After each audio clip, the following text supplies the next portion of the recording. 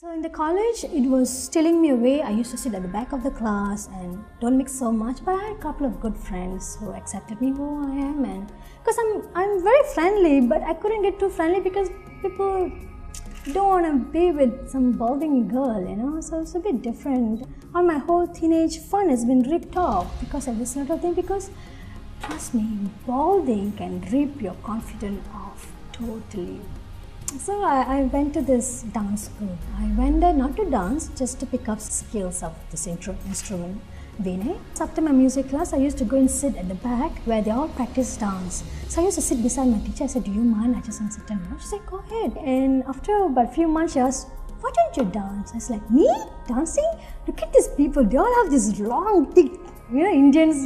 It's a crime if you don't have a hair." So I think she knew that it would help me to release all my pain and whatnot, depression that I have.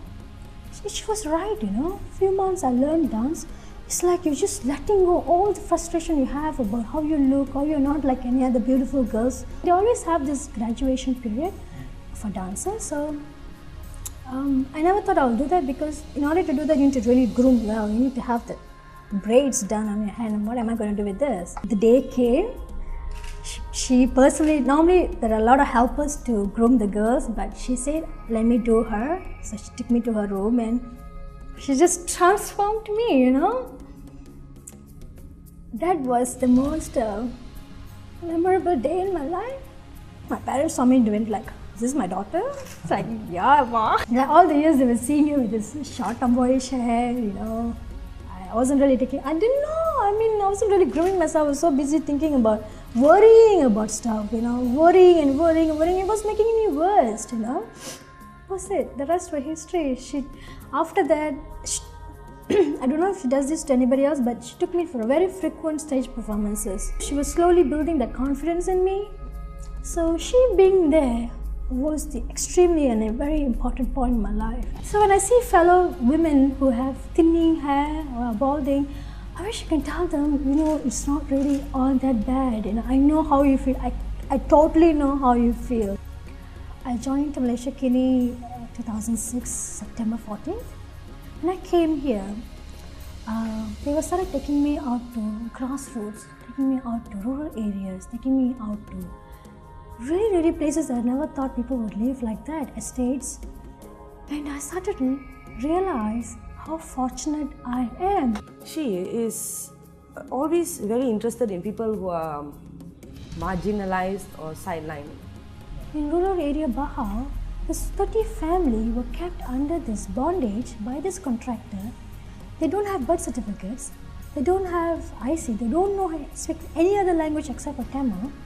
If anybody come down and ask them, "Are you from India?" they're going to say yes, but they're a third, fourth generation in Malaysia. They can pass for an illegal immigrant, But these are Malaysians who are kept like an immigrants in this estate. So she's like a sponge, ready to absorb her environment and seek opportunity to expose to the world what's going on, She's not afraid to tell people what's going on. And she's always looking for a different perspective. That particular case opened my eyes into the community, opened my eyes into everything else that I should actually care about now, instead of wanting to be a star, wanting to be beautiful. I already gone through it, I already been it, I already experienced it. I'm enough. It's like I'm so contented. She's very motivating and extremely inspiring, and if you have a dream, she'll make sure you go get it, sort of things. All the information that she finds out from anywhere, she'll pass it to you and say, "Hey, look, you can go and do this." So the whole journey of me wanting to be so self-contented, worrying about my hair, wanting to be so beautiful, wanting to be star, celebrity and all that, I realized it was my journey. It was just making me a better person. She's got this policy, it's called live in the moment. She's always talking about that, Live life to the fullest, and you don't have to be born star. If you believe in yourself, you can be a star no matter how you look. The crust of her life is about living in the moment and enjoying the moment. Reach out for others. It's extremely important, but there could be so many Indra at the 19 years old out there. I want to be my teacher right now. I want to play a role like my teacher. If you give me a choice, I want to pick up any girls who look down on the floor. You know why people look down? They go down. I dare not look at you. If I were before, what I dare not look at your face and talk because I know you're looking at my hair. No, that will give tears in my heart. I'll be so hurt. Now look down. Always look down and walk. It's okay if you see my hair, but I'm not going to look at you. I'm so shy.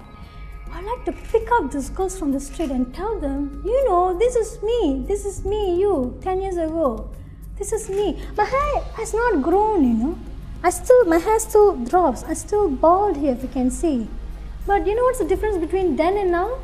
I have this mountain full of confidence that nothing will break them. I'm a very soft-spoken person, and people always thought soft-spoken person are very timid. I was very shy. I actually stood in front of a big crowd in Penang and Johor. People screamed, watched us, she's my son. I supposed to tell them what I think about it.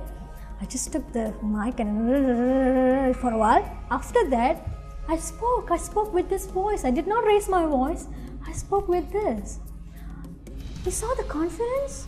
Why did I have the confidence? Because to some extent looks is important, but you don't have to be fair, you don't have to have thick, wavy, modeling looking hair, you know, you don't have to look, you can be you just need little polishing. Some people need to just polish you a bit. I know how to polish you. I want to pick everybody, polish them a bit, groom them, put some colors, cut the hair, make them look so good, put it in front of the picture and take some nice pictures and tell them, you can be this. Anyone can be this. You just need that little confidence, you know, to step out.